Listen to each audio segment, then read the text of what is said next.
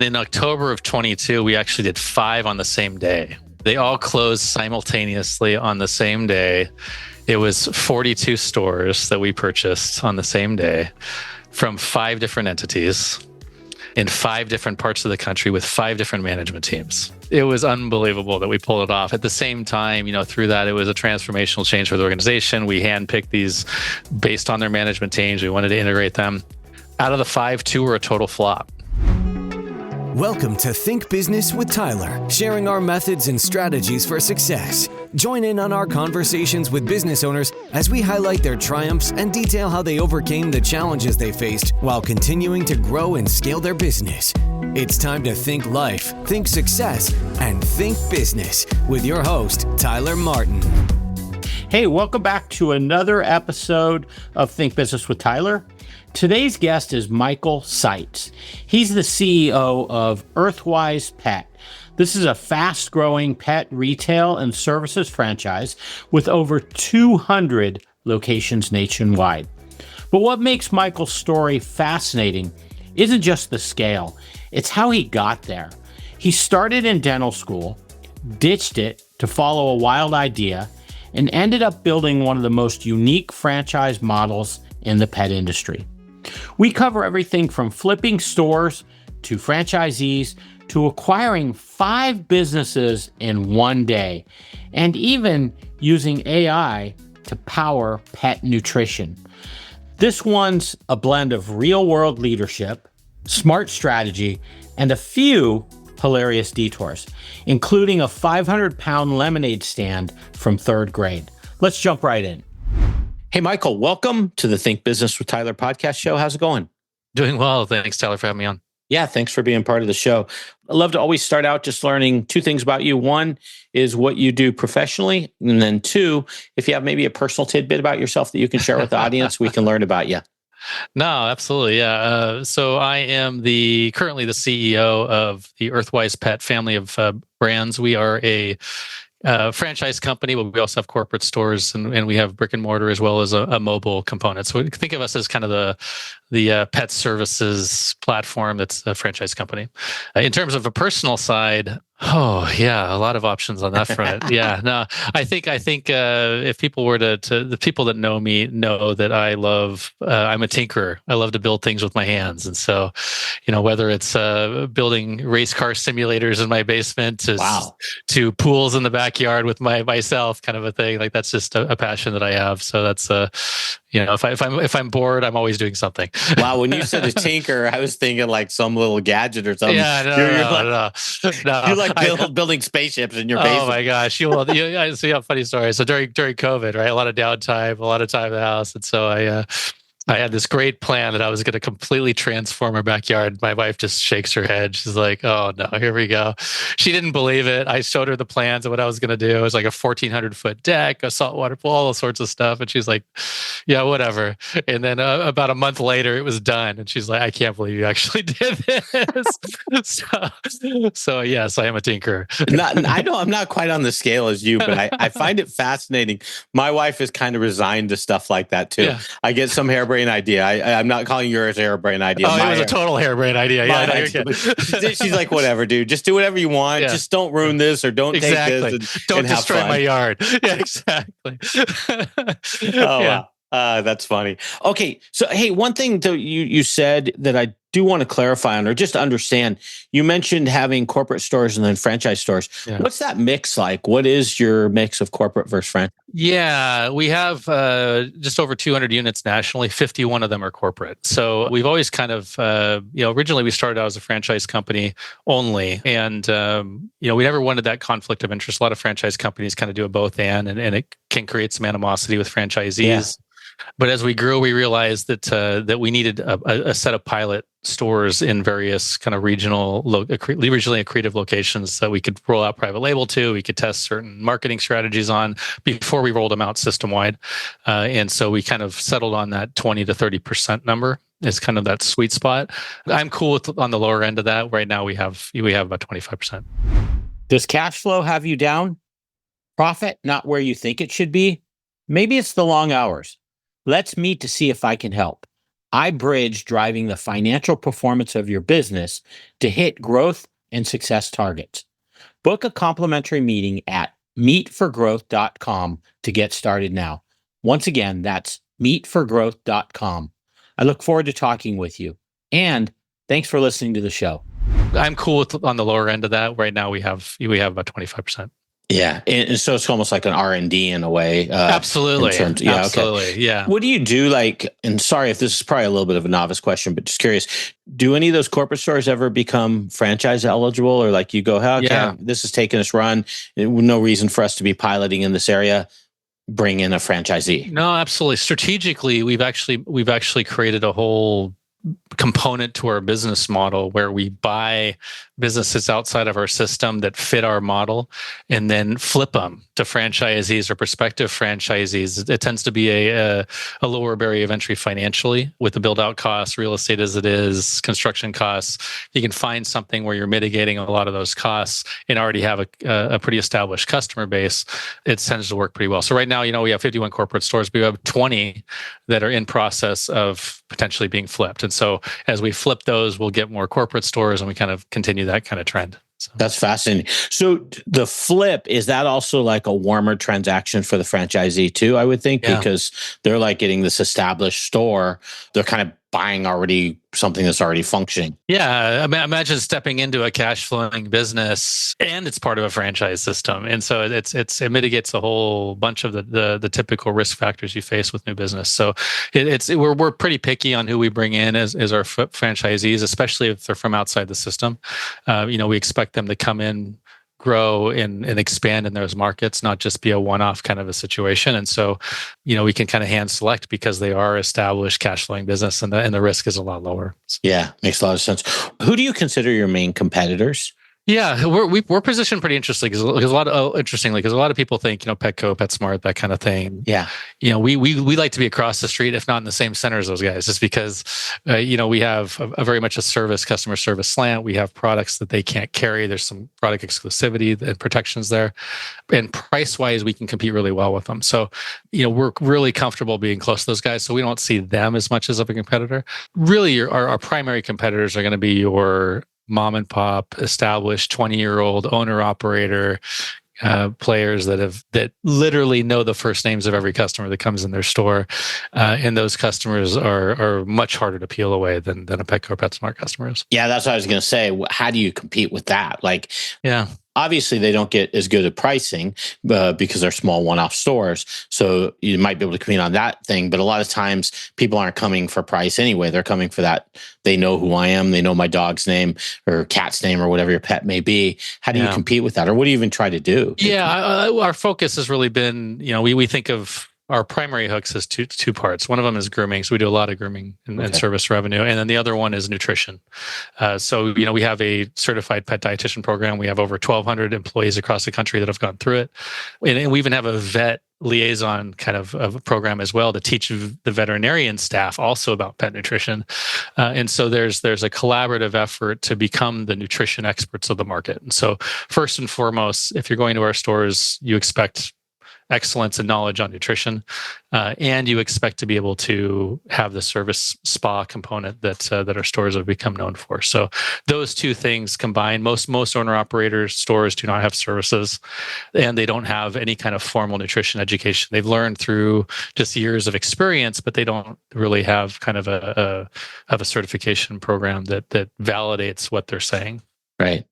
I wasn't originally planning to ask this question, but as we're talking, I think it's appropriate, and I hope you're okay with it. Where does tariffs fit in this? For obviously that's a hot conversation. How does that impact you, and what are your thoughts around that in terms of your business model? When all that started coming to head earlier in the year, there's two major trade shows in our industry, and so one of the trade shows is in Orlando, Florida, and the primary purpose for my attendance as well as my vendor team's attendance was to figure out what the potential impact of tariffs would be, whether it was on products, whether it was on supply chains, all those kind of things. Luckily, for years, we've focused on U.S. made products or products made in North America. So, we were pretty mitigated on a risk when it came to products. The bigger concern was, well, what about fixtures? What about opening costs for a new location? Those kind of things. How is that going to spiral out of control? And so far, it's been pretty manageable. There's still a lot of uncertainty in that particular aspect of it. And so, we're looking at it as, okay, let's continue our kind of buy and flip strategy that mitigates some of that risk factor. Let's focus on making sure that our consumers are buying products that aren't going to have 30% spikes overnight in costs, and especially the consumable side, those things that people rely on, that they're more price conscious on. But we're fairly insulated as an industry from most tariffs, except for when it comes to fixtures and equipment, those kind of things. I think we're in the same boat as a lot of people. That's fascinating. I was thinking a lot of your regular inventory items might have more exposure. Kudos to you for being more in North America and not being as impacted by it. But it's interesting that there's collateral damage, if you will, that could potentially be that you wouldn't even think, or I wouldn't even have given thought to it until you bring it up, that, wow, that does have an impact in terms of your own growth or being able to expand. That's interesting. Yeah, it does. It does. New store builds, there's more of a focus on a mobile expansion, partially for that reason. It's like, where does this all settle? Well, let's figure out where it settles, and then let's strategize how to make it kind of work in the new world. But it's definitely on everybody's mind for sure. Yeah, and when you say mobile expansion, because you mentioned mobile before, what do you mean by mobile? Is that like a kiosk, or what is that? No, so we have mobile grooming as well. So mobile grooming vans, completely self-contained. They have electric generators in them. They can do a full day's worth of grooms, and then they come back and recharge and reload their water and release their wastewater, and then they start over again the next day. So it's just a way for our stores to expand their footprints into the market without having to expand their physical brick and mortar footprint. Very cool. When you say a full day of cleans, how many are we talking that they can do in a given day? Yeah, so obviously depending on the dog size, but typically they're designed for anywhere from 5 to 8 or 9 grooms in a day per van. So wow, that's interesting. Cool. So, okay, as usual, I get way ahead of myself, and I'm already asking you all these questions. Now we got to back up because I want to hear your story. So I apologize in advance for being a little helter skelter. I want to talk about your journey. So this is a family business, been around, I believe, since 1977. You're now CEO. You were made CEO in 2008, which ironically was a really tough time. I mean, that was a major recession. Anyone that went through that, it was just a horrible time. I want to talk about first growing up. Yeah. Were you so you're in an entrepreneurial family. So, I mean, you kind of already are seeing probably your dad, your mom, whoever it was in this business. Did you envision, hey, someday I'll be CEO? Is that something you're thinking all along? Did you always think, hey, I'll be part of the family business? Were there times where you're like, maybe I'll do my own thing? What did that look like? Yeah, it is an interesting story. So my mother was actually a professional groomer. My father, though, owned restaurants, not in the pet industry at all. Completely different industry. And so the reason that kind of the family legacy component started in 77 was the restaurant industry, let's be honest, the hours are tough. It's not conducive to a family. Labor is heavily labor intensive. It's stressful as you can be. And so my grandmother used to cook. My father was a bartender. My mom used to be a waitress for a while. I used to fold the napkins in the stores, right, in the restaurants. But ultimately in 77, he approached my mom and said, hey, what do you think about doing something together in the pet industry? And so they bought their first grooming shop in 77. They opened a retail store in 78. That was kind of the start of the family component. I had no interest. I grew up on the floors of it. I literally would sleep on the dog beds because I'd play with the cats that were the rescue cats. I had no interest in being involved in the family business, but I did grow up with that entrepreneurial blood. And so I actually went to dental school. Wow. I went to dental school with the intent on ultimately franchising dentistry. And that was I wanted to do entrepreneurial work in dentistry. And so I get into dental school and realize that, gosh, franchising dental offices is a whole different animal because where I grew up, the particular state that I was in, you had to be a licensed dentist to be on the cap table in a dental office. I was like, that's not going to work from a franchise perspective. And so I was still planning on, practicing all that kind of stuff. And so I'm in dental school and I'm sitting down, shadowing a good friend of mine. And I asked him a question. I was like, okay, I've shadowed dentists all over the place. I'm like, all right, this is a good friend. Why do you love dentistry so much? I knew what I liked from a occupational perspective. Like, what do you like about dentistry? He goes, Mike, I got to tell you, what I love most about dentistry is 95% of what I do every single day is exactly the same.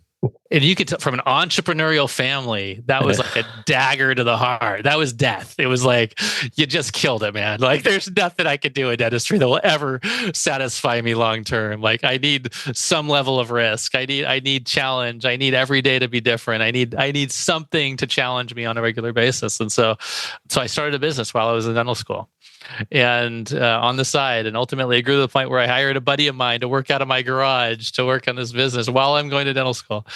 And ultimately, in 2005, I approached my father and I said, "Hey, what do you think about franchising pet stores?" And he's like, I'm ready to retire. You really, like, I don't know if I have it in me. But I was like, yeah, well, let's do it. So we opened a prototype in 2005, where completely different concept in the family business. There were no animals. It was all rescue. We had a rescue kind of facility, but we designed it so it was cookie cutter, right? You had to think differently in franchising. So easy to operate. You could operate by as few as one person. At this point, we didn't focus on services. It was very much healthy pet nutrition. This is early trends before a lot of that stuff took off. So we opened a prototype in 2005, prototype in 2006. And by 2007, my dad was ready to retire. He was done. And so that buddy of mine that was working in my garage reached out to his father, got a loan, bought out my father. And then we went and we got a silent investor to help out as well. So there's three of us that ultimately put in all the money to franchise. And then we sold one of those three original prototypes in 2008. We formed the franchise company in 2008. We actually sold one of those to our first franchisee, who happened to be a customer.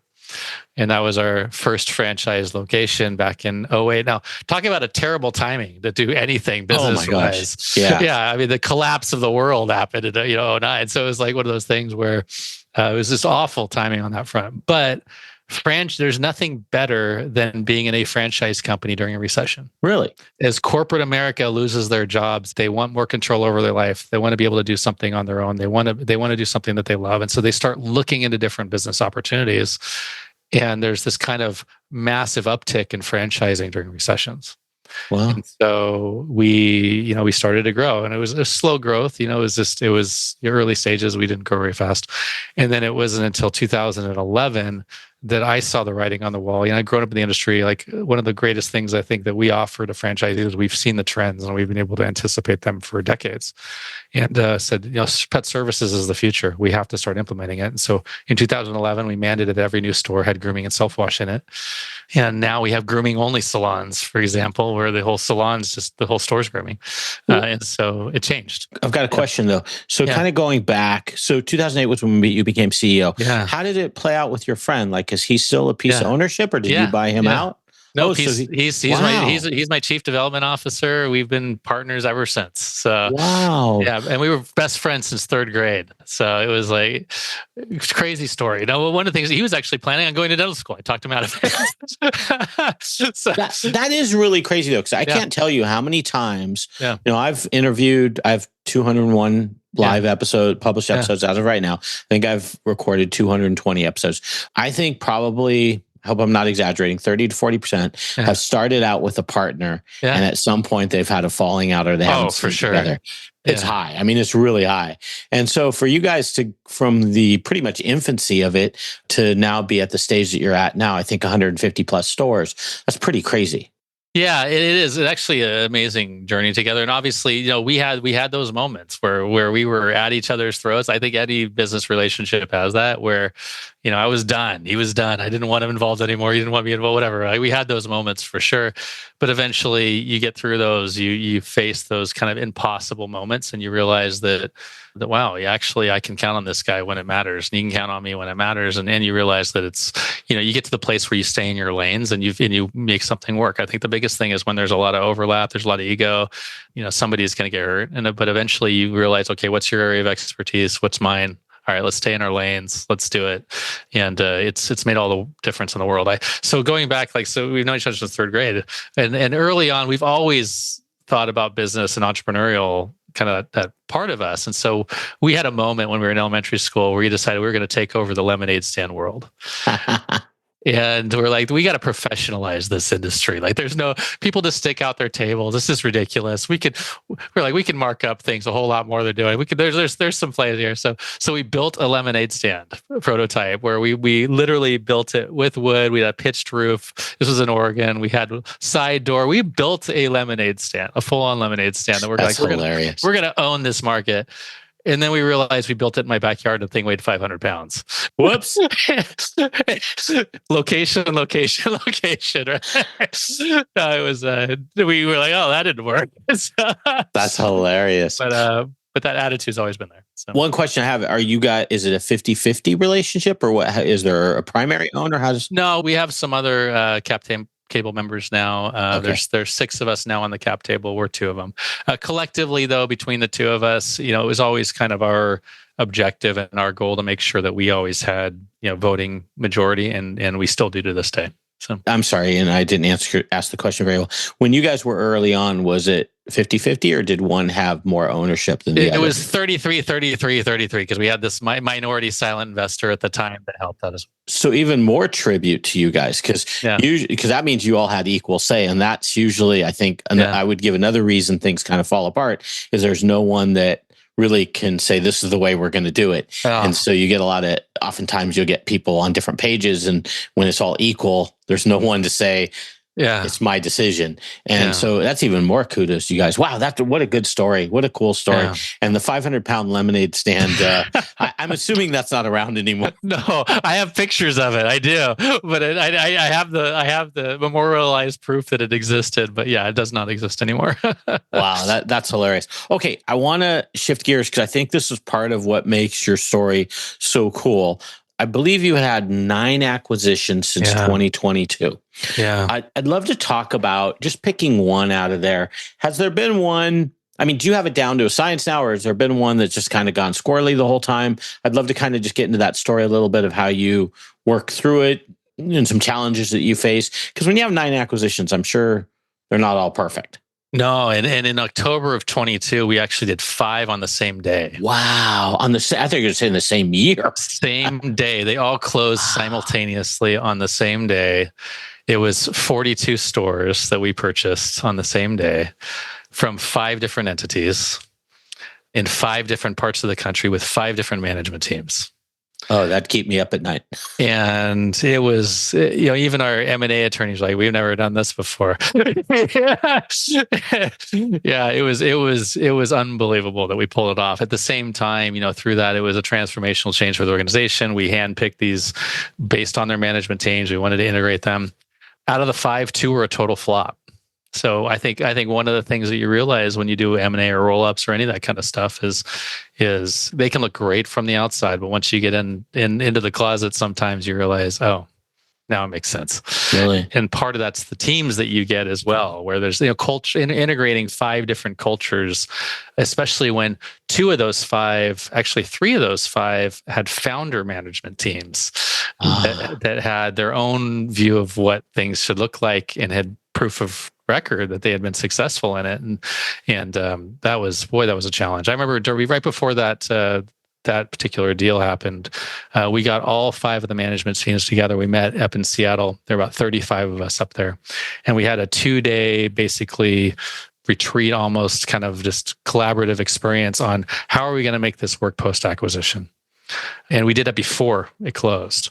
And so we had different teams. We had our tech team go into the tech room. We had our marketing team go into the marketing room. We had the franchising teams go over here, and we all split off into our work groups and tried to brainstorm how we were going to make this all work. And we had a pretty good strategy together. And I think that's why it was successful. But we've approached things very differently now. We were much more cavalier back then. It was a different time too. 2022 was post-COVID. There was a lot of money pumped into the economy.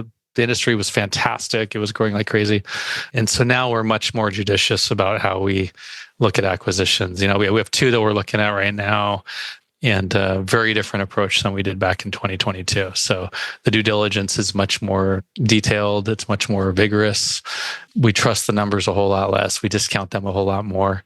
Really? Yeah. And the multiples are different. Everything's changed.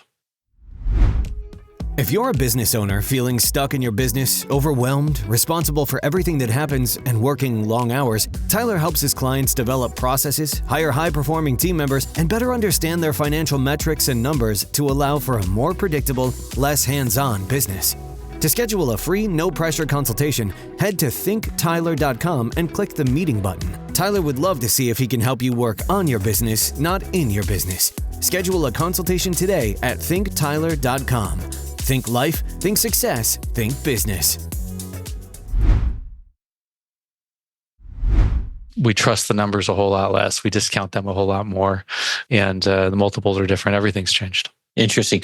On the two that you said flopped, like what constitutes a flop? Is that like you turned around and sold it for less? Is that you abandoned? I mean, like what is a flop in your mind? Yeah, so these were corporate acquisitions, part of our corporate strategy, and so one of them was a flop because it was a legacy kind of founder play. We acquired a chain, and they were just done, right? So between the time that we were starting the closing process to the time that we closed, they let the thing go downhill, and by the time we actually took it over, it was a completely different company than it was 3 months earlier. Wow. And so, revenues were down 30% in 3 months. Wow. And there was a heavy services component of that business. And like half of the groomers had walked out because they just had lost communication with them. And so the flop was in the sense of we didn't really track their involvement and their progress all the way till close. They just let it go. So. Yeah, it's a tough one. It brings back memories. I've sold 2 businesses, and the second one that I sold, as we were going through, is me and a guy that had primary ownership. I had minority. Yeah. And as we were going through due diligence, we were like stressed out because we had lost about 10% essentially of our revenue. I won't go into the details. Yeah. But we're like thinking, oh my God, does this mean our deal's going to fall apart? Are they not going to value it? Are they going to retrade? Are they going to turn around and want a new price for it? And so we were stressing out. Unfortunately, it was like this multi-billion-dollar company buying us. They could care less. Like they never even brought it up, just because it was business as usual for them. But it is interesting, and it did bring awareness to me that period, and also, just the due diligence part, you take your eye off the ball because you're getting asked multiple departments, and they're trying to integrate you and get to know you, and it does make you realize that the business can just go south really quickly if you allow it to, and you don't have a team in place that can keep things together. It's fascinating, actually. Yeah, we've gone through a couple of formal processes where we were looking at either a senior debt refi or whatever we were looking at, and we've gone through these massive formal processes where they put out the book, we get the IOIs, go through the process, narrow it down, get LOIs, and you could be 6 to 9 months where 90% of your time is due diligence requests and not operating your business. And you have to be really careful during that time. Yeah. And then integration is a whole different, that's a whole nother beast that can take your eye off the ball. We had an earnout, and it's just something you don't think about. Didn't necessarily think we'd hit our earnout just because it was very aggressive. Fortunately, the cash part was great, but this big company trying to integrate you. So you've got literally different departments coming in every day, trying to get information, trying to get you to move things out. Once again, your eyes off the ball. I mean, we spent the first year, we went down about 20% just because, we were being integrated, and that it's tough. I mean, I can't even imagine. I'm still, part of why I'm sharing this is I'm still trying to think about 5 on the same day. Yeah, it was too much. It was too much. I will never do 5 again at the same time. So, we did 5 then. And then what's insanity about that is that was in October of 22.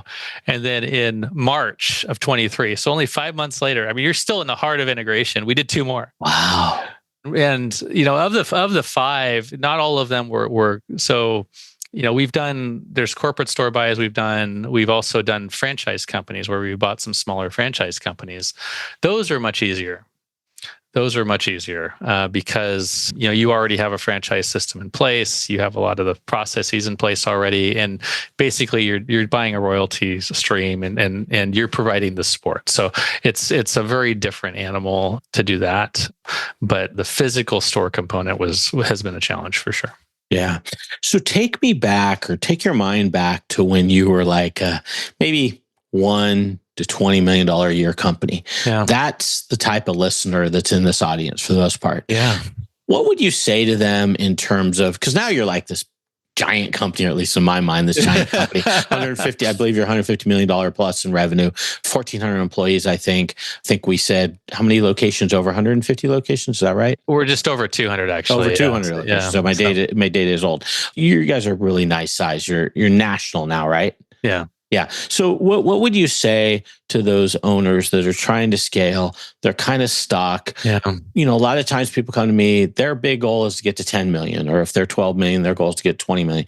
Is there anything that made it all easier for you to all of a sudden get to this level that you're at? Obviously acquiring companies, but I mean, just those steps and how you thought and mindset and stuff like that.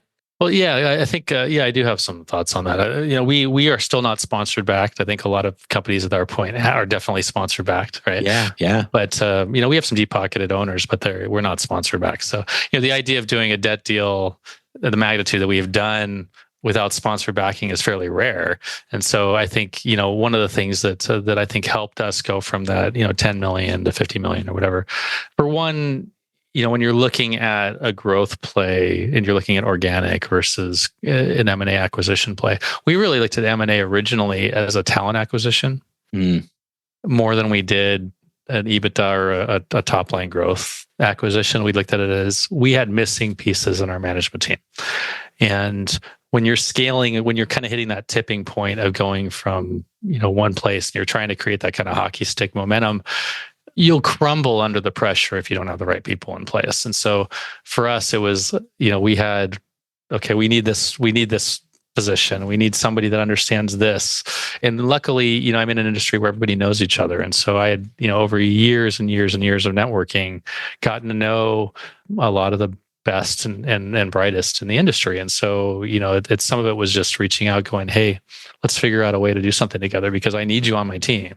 How do we make that work? And so for us, that scaling kind of tipping point was one, fill in the gaps of where you're weak. And there's kind of a natural growth, I think, that happens from that process. And then make sure that what you are doing is scalable. I think, in franchising world, I don't want 200 individual franchisees. That's brutal from a support perspective to have 200 individual franchisees with individual personalities that all need hands-on experience and help. It's a whole lot easier to have 50 that have 4 stores each. Yeah.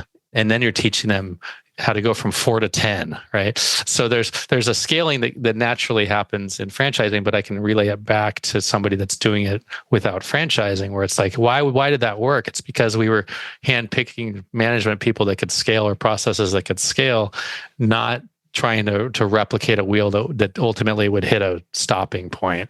And there is a place where you have to start being more and more comfortable with the unknown and more comfortable with not being able to control everything. That was the hardest thing for me personally, was I used to know the franchisees personally. They were friends. I'd take them out to dinner. They would text me or call me, all those kind of things. And you can't do that when you get too big. It's just not possible anymore. So one of the greatest pieces of advice I ever heard was, hey, Mike, right now you really want everybody to be happy. You want everybody to succeed.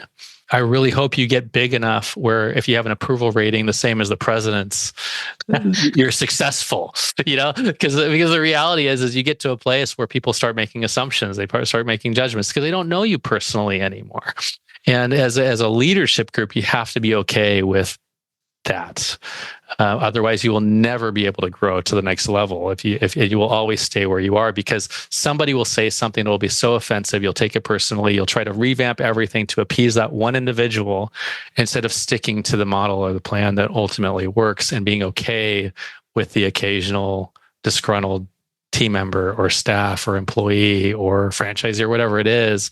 You have to be okay with a lot of negativity and also a lot of the unknown as you grow. So. Did you always see this opportunity? Hey, this is going to be a 9-figure company someday. Or was it kind of like, and I'm talking particularly when you're in that 5, 10, 15 million range, or was there ever a point where you're like, okay, this is cool. We're growing at a certain stage and we'll see what happens. Did something switch and that changed and you couldn't stop it type thing? Or was it always the plan? I think I always say I was young and stupid enough to do what I did. I was probably so ridiculously arrogant in the early stages because I thought, yeah, of course I'm going to be successful in this. And I actually remember sitting down with a manufacturer and negotiating at one of these trade shows and asking for the absolute farm. I mean, like, I think we had like 10 stores at the time. Like, here's what you're going to give us. And they just like, who are you? Like why would I ever do that for you? Like you've done nothing, you've proven nothing. Like I don't even give my largest chains that, right? And I'm like, well, this is what we need. And then I was like, and if you don't give it to us, we're going to go somewhere else. And they're like, okay, go somewhere else. What's hilarious is this is a true story. We hit about 85 stores. Okay. And I go back to that trade show and I get my VP of vendor relations reaches out and goes, "Hey, you'll never believe who's dying to get into our stores now." and they're still not in our stores. Oh my gosh, that's hilarious. But it was just kind of this funny thing. So I always thought big. I didn't know what that even meant though. I didn't really know what it meant. I didn't know what it meant to have a brand as large as we are. There's certain like points in franchising that are kind of key points. 50 stores is a key point. You hit 50 stores, typically you become what's called royalty self-sufficient. You're cash flowing now. You're no longer having to rely on franchise sales necessarily to support your infrastructure. There's certain key things, right? And then you hit 150 locations, and that tipping point is you better have a solid model or you're going to collapse. Because usually what happens is you hit that 50 point, a bunch of people buy in, they're, oh, this is great, we're growing, all that kind of stuff. And then you get a different type of franchisee. And that new type of franchisee is not the hobby store owner anymore that just wants to do something they enjoy. They expect a return. And they come in, they're like, yeah, I'll buy 10 stores. But they'll also take you down if they don't produce. Right. And so you start seeing this kind of point where you have, boom, goes up again, then it levels. And then are you going to go up again to the 500 or are you going to collapse? It's kind of that kind of interesting kind of trend that happens. Did you always see yourself going down the franchise road? And I'll give you a little context here. Yeah. So just kind of going back to a couple people I've interviewed, even within the last 2 weeks. One, kind of interesting, swoop scoop or poop scoop or something. I can't remember the name. I apologize for not remembering the name, but basically the guy's doing like $2 million a year as going out and picking up dog poop. Yeah. And he didn't want to go down the franchise path. So what he's done is he's created this academy. He's got 800 people paying $70 a month. He's making another $1 million just in this academy and how to kind of copy everything he's doing. Yeah. Then I had another guy I interviewed, Kura Home, and he was going to go down the franchise. And then he realized, you know what? It's just too complicated. Yeah. So instead, I'm going to set up I'm going to give him everything I do and all these different businesses throughout the United States, and I'm going to coach him. And he's got basically, instead of the franchise, he's charging them a fee, but it's more of like a coaching type, giving them the materials to be able to replicate, and it's not using their name. Yeah. So that's where the context of this question. Was it always go down the franchising, or was there other models of maybe making like a licensing play? Yeah, there's different kind of tracks on it. Both of those businesses make a lot of sense to do what they're doing. We actually tried to buy a pet waste company a couple of years ago. There was a franchise company, but they had purchased most of the territories back from the franchisees. Oh, wow. Because it's not really a franchising model. And the reason it doesn't work for franchising is because you need large territories in order to justify it, like entire metro areas, for example. Yeah. There's only so many metro areas in the US, right? So at some point you're done. It's that kind of a play. And so this particular company, like half of their businesses were franchised, half of them were corporate, and they were basically buying all of them back corporate. And we thought of it as a corporate play or as an extension to our existing franchises, or offer this service kind of a thing. We weren't looking at it as its own breadth. Sure. But in terms of the licensing play, franchising is interesting because the franchising model was definitely up at risk a number of times over the last 10 years. There's been a lot of things like employment lawsuits against McDonald's, some other ones where there's joint employer law came into play, where all of a sudden you couldn't really have a lot of say whatsoever on your franchisees when it came to their employees. So your employment handbooks were now guidelines and no longer mandatory. There was all sorts of things that were like, I'm sorry, we can't even help you with your employees at all anymore because otherwise they'll be considered ours. And so, the franchising business model became kind of in jeopardy. So a lot of people went licensing and other things just to kind of protect against that. But the reality is most people that license are actually doing it in a way where they really should be franchises because there's too much control in the licensing efforts that they're doing. And that's the fine line. It's like if you really are trying to promote and be like, hey, here's what you do, here's how you're successful. Eventually, you're kind of right along that line where it's like, are you actually just licensing? Or are you actually putting forth more control than that? Right. In which case, you'll get in trouble with the franchise board. So so we're like, well, we're doing it. Our big thing is if you're going to do franchising, go all in. Yeah, there is a licensing component. We've thought about licensing certain things within the industry, not necessarily our full concept, but we thought about, do we license a grooming department, for example, like go to retailers across the country and be like, hey, you can use our systems, our models, your own name, whatever, but here's how you do a grooming department. And we've thought about that where it's in other people's businesses kind of thing as a play. But ultimately, we still figured that actually franchising is still the right model, even in that case, because the systems and the processes and all the things that we feel like are necessary for them to be successful ultimately make it a franchise. I mean, and tell me if I'm oversimplifying it, but basically you control the whole experience for the customer, the consumers, by being a franchise. Yes and no, right? I mean, there's certain things we can't do. We can't dictate pricing, for example, right? There's certain things that we can and can't do. We can say, hey, you need to have a certified pet dietitian in your location as part of our franchise agreement. Yes, we can do that. Hey, you have to use these. Here's our approved vendor list. Here's our approved POS systems, just so there's consistency of the way that the consumers are treated. So yeah, there is a consumer experience component to franchising, but ultimately they're still local small business owners. And so, do they have a local flair? Yeah, they'll put pictures of their own pets on the walls. Yeah, they can carry some of their own products as long as they're on the approved list. That we don't dictate exactly what they have to carry all the time. So it's kind of a hybrid franchising model, but since it's enough franchising, we're franchise. So. Yeah. Okay. Before we wrap up, I want to just cover a couple more things. First, AI dietitian that you guys have created that. I want to talk about that a little bit. What is that exactly? Yeah. So like I mentioned, we have the only certified pet dietitian program in the country. It's a 3-tiered program. And we thought, you know what? We need to make this more accessible, not just to people that come into our stores, but on a national level. We have our own in-house developers. So we're rare in that sense. We don't outsource a lot of that. And we have an AI specialist even in-house. And so we built our own language models based on our own dietitian curriculum. And it's just a place where anybody, there's no login or anything. You can go to our earthwisepet.com website and literally click on the AI dietitian and ask it anything about pet nutrition. You say, it doesn't matter what it is. It's pretty comprehensive. And so you can specify your breed, specify all the situations, be like, hey, here's what's happening. What should I do? And it's pretty impressive. We've started implementing it in other parts of our business as well. We're building a franchisee-facing AI component for analytics and reporting, so that the franchisees will be able to say, hey, what are the top 10 best SKUs in my state within the system, and that kind of thing, where it can pop it up and create some real, everybody's conversational. Everybody's good at asking questions. They're terrible at clicking and going through reports. And so the thought is, hey, let's take out that entire step. Let's let people just be who they are and get the information that they need. And that's kind of the approach on both sides, consumer side and the franchisee side. Yeah, that's exciting. I mean, being able to just tap into and say, what SKUs are performing the best, or what when, and is it kind of coinciding with what I'm seeing on the shelves or not seeing on the shelf. Exactly. I think that's really cool. That's powerful. Now, on the AI dietitian, sorry if I missed this, is that subscription based, or what's the model? No, it's okay. So the AI dietitian. So again, we want to be the go-to resource for expertise within the pet industry. And so it's free to the public. There's no subscription on that particular one. We do have some other subscription plays, like we have a vet kind of telemedicine kind of a situation, some other, and a training that we're launching that's subscription based. But the AI component itself is not.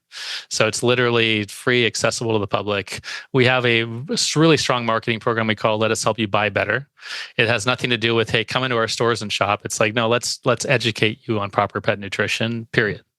And so it's kind of the Miracle on 42nd Street, Macy's strategy of just, our intent and our purpose here is to help improve the lives of our pets, and we believe pets are family. So that's what we're doing, and it doesn't cost to do that. We're just doing that. So. Yeah, very cool, man. That's awesome. I'll have to check that out. Hey, so wrapping up here, can you give me just one entrepreneurial tip, just something that comes to mind over your journey? Can even be something maybe we've already talked about, but I'd love for you to share something with us. You've got a lot of wisdom, gone through a lot, scaled your business to a really cool level.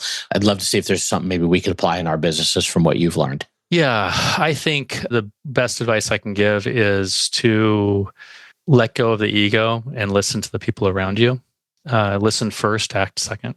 That's a good one. Ego comes up in so many conversations that I have here. CEO, I have a lot of ego. So that's yeah. Well, but I mean, it's just in general. It's kind of probably true. But there is that constant demon of the ego and putting it aside, putting it in check, that I find that the people that can moderate that are the ones usually that are talking about it and have overcome or know where that place of ego is. And it hasn't been a barrier to their growth. Let's put it that way. Some of the best leaders, and I get to interact with a lot of them. I think having self-awareness is a pretty common trait. Yeah. Within that group, which is surprising considering their influence. Does cash flow have you down? Profit not where you think it should be? Maybe it's the long hours. Let's meet to see if I can help. I bridge driving the financial performance of your business to hit growth and success targets. Book a complimentary meeting at meetforgrowth.com to get started now. Once again, that's meetforgrowth.com. I look forward to talking with you. And thanks for listening to the show. Having self-awareness is a pretty common trait within that group, which is surprising considering their influence. Yeah, very cool. Okay, so your website's earthwisepet.com. This is the retail store, earthwisepet.com. Now, also franchise, since they have the franchise, they have Earthwise Pet franchise.com. That's where you would go if maybe you're thinking about, hey, what would it be like to be a franchisee of this organization? Right. You've liked the story. If people wanted to reach out to you, anywhere else they should go? You can always reach out to me on LinkedIn if you want to. Just look up Michael Seitz, EarthWise Pet. You'll find me in a heartbeat on LinkedIn. But I think the EarthWise Pet franchise site's the best go for people that are interested. Okay, cool. I'll put all the links, of course, in the show notes at thinktyler.com. And then Seitz, if you're just listening to this and you're trying to look it up, it's Seitz. Michael Seitz, Seitz is the spelling. Michael, it's been awesome to spend about 45 minutes with you. A lot of knowledge. I love hearing your journey. I hope you guys continue to have success, and maybe in the future I'll have you again when you're at the next level of your journey. Thanks, Tyler. I appreciate it. I look forward to it. Okay, take care. So that was Michael Seitz, CEO of EarthWise Pet, and what a ride. Here's what stood out to me. First, how intentional Michael is about using acquisitions, not just for revenue, not just for growth, but to bring in talent. Second, his humility. He scaled past 200 units, but he's still reflecting on what he didn't know when he started. And third, I love the mindset shift he shared. You can't grow if you're trying to make everyone happy. So if you're sitting in that $5 to $10 million annual revenue range and trying to break through, there's a ton in here about leadership, systems, and letting go of control without losing quality. And as always, the links are in the show notes. And if you enjoyed this one, shoot me a message on LinkedIn. I'd love to hear what clicked for you. Thanks for listening. I'll catch you on the next one.